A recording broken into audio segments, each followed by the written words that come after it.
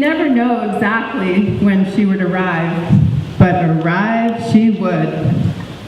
It was like the moment her car pulled up, a spell of wonderment, excitement, and joy was cast over our family. She would drive by herself from her farm near Regina to wherever we were living at the time. As she used to say, "When the Spirit moves me, I get in my car, fill up the tank, and start driving."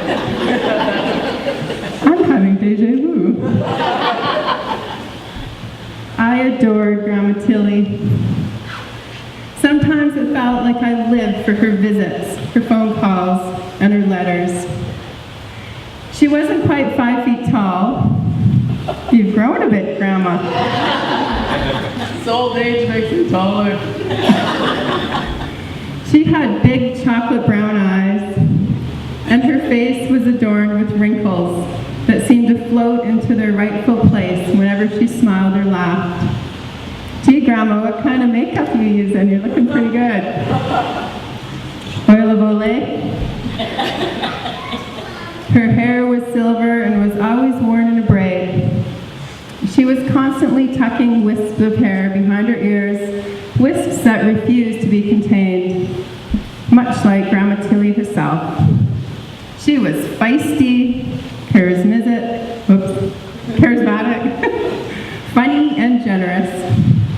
It was her way to share what she had and to ensure the elders and children that lived near her always had what they needed. She wasn't simply full of love, kindness, and joy. She was love, kindness, and joy. Grandma Tilly was ahead of her time.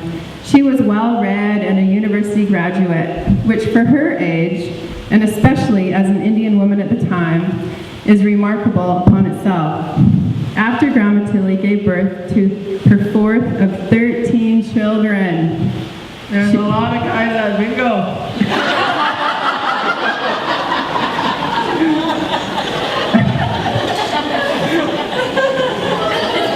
She gave up her dream of becoming a medical doctor.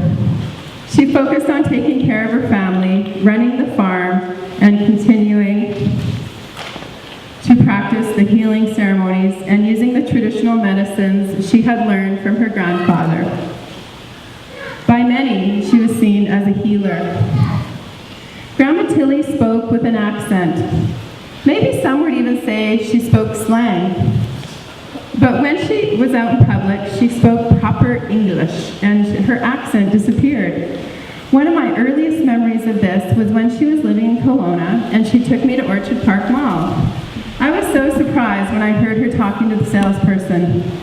It was Grandma Tilly's voice, but different. When we left the store, she took my hand as we walked along.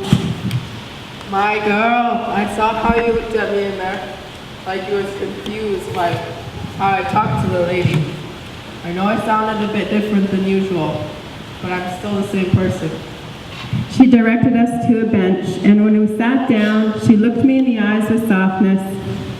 You see, when I was growing up, there was lots of meanness to our people, and my daddy didn't want me to experience any of that. So he taught me how to speak the proper English. It was very important to him that I was never judged because of my accent from speaking Indian. And to tell you the truth, Tilly, I love watching people's reaction when I talk to them. Most times better English than they speak. They're usually shocked to see an old Indian woman speak to them like I do. She chuckled to herself for a moment and gave my hand a squeeze. Way back in university, I learned how important it is to challenge people's assumptions about us Indian people. Her voice got softer, full of sadness. Unfortunately, most of my kids got influence from school, and society aren't real proud to be an Indian. That's why I'm making sure you and your sister are proud of who you are. Times are changing for us Indian people, Tilly. Today, more and more of our people, they are proud to be Indian, and that is a good thing, a real good thing.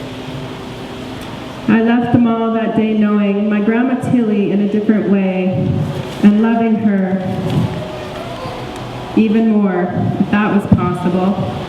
When she was visiting, I would awake full of anticipation and excitement, as I knew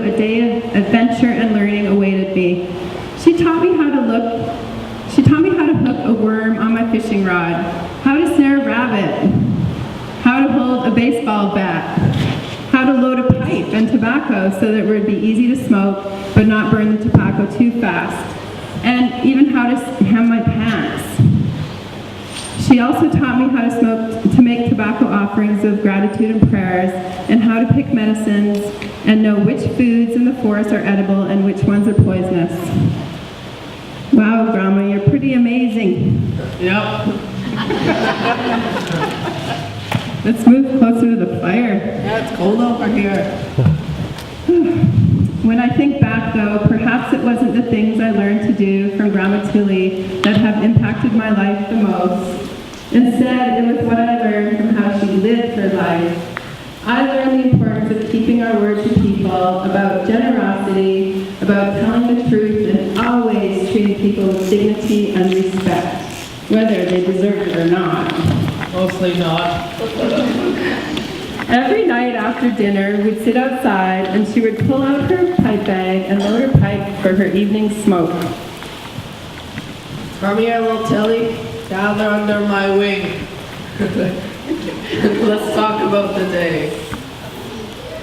She'd say, and I'd scooch a bit closer and she'd tuck me close, wrap her arm around me. Although she had a gift of making everyone feel important and unique, it was these moments that I felt like the most special person in the world.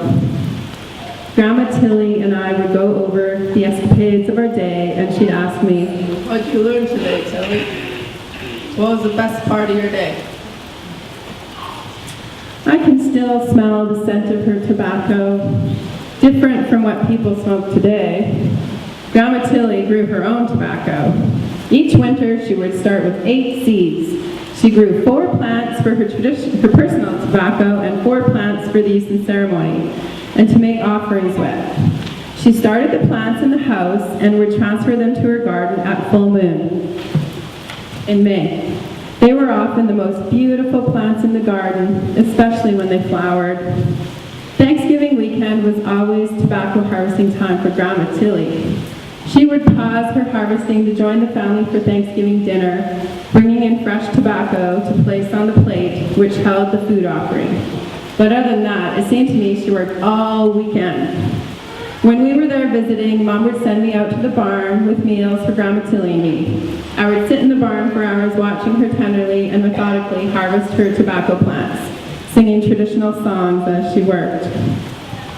Can I help, Grandma? Nope.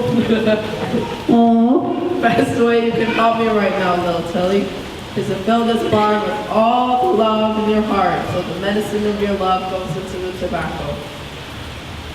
She smiled at me, ran her hand along my cheek. Don't mess my hair. That's a lot of hairspray. Ran her hand along my cheek and under my chin, kissing my forehead and returning a lipstick. And returned to harvesting. One night during her last summer to visit us, Grandma Tilly and I were sitting outside and she was having her evening pipe. You know, little Tilly, I was about as old as you are now when I first started learning about books. Really? I asked. Didn't you have to go to school? Oh, I was learning every single day, little Tilly. But never I went to no school or building until I was 16.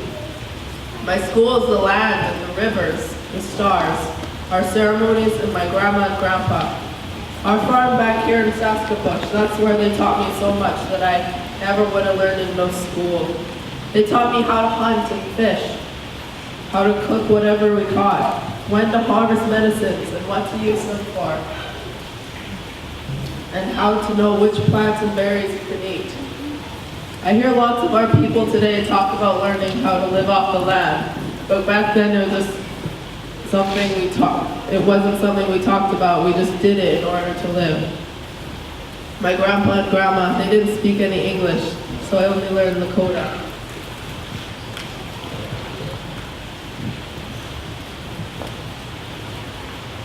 My grandpa, well, he was what I guess we'd call today a medicine man, and I was his helper. She rarely spoke Lakota. I only heard it when she prayed or sang. What do you mean you were his helper, Grandma? call you Grandma in Lakota. And why don't you speak your language to me, or to my dad, or to Auntie Pauline? Oh, little Tilly, always so many questions you have. She grinned at me and then took a deep puff of her pipe and let circles of smoke slowly come out of her mouth. I was his helper at ceremonies. And you remember I told you about my kids not being proud about being Lakota or Indian? I remembered and nodded my head. I think this might be why you don't call me Grandma in Lakota. But I'm not really sure, Tilly. It was one of the few times I saw Grandma Tilly sad. One of the most poignant things I remember her telling me was during a phone call, a call that had been interrupted a few times from community members wanting to use the phone line. She was on a party line. Grandma Tilly was in charge of the party line in her community, and it was common to be on the call with her and someone cut in. Who's on the line, they would ask. It's Tilly, I'm on with little Tilly. We're going to be a while. That was all that she needed to say. During this specific call I'm referring to, I had called Grandma Tilly to talk about some things that were happening at school that weren't very nice. And she said, You gotta remember, Tilly, is everyone's born with love in their hearts. Sometimes life takes that away, but we're all born with it. So I want you to remember, whenever you enter a room, in your imagination, fill it with love. And make enough room for everyone else to fill it with love too. And that, my girl, is when good things happen. I always felt better after my talks with Grandma Tilly, like she knew exactly what to say to me. Her teachings, words, and sayings continue to be like medicine to me. I carry them in my heart to help me feel strong, and they remind me of the powerful woman I am named after.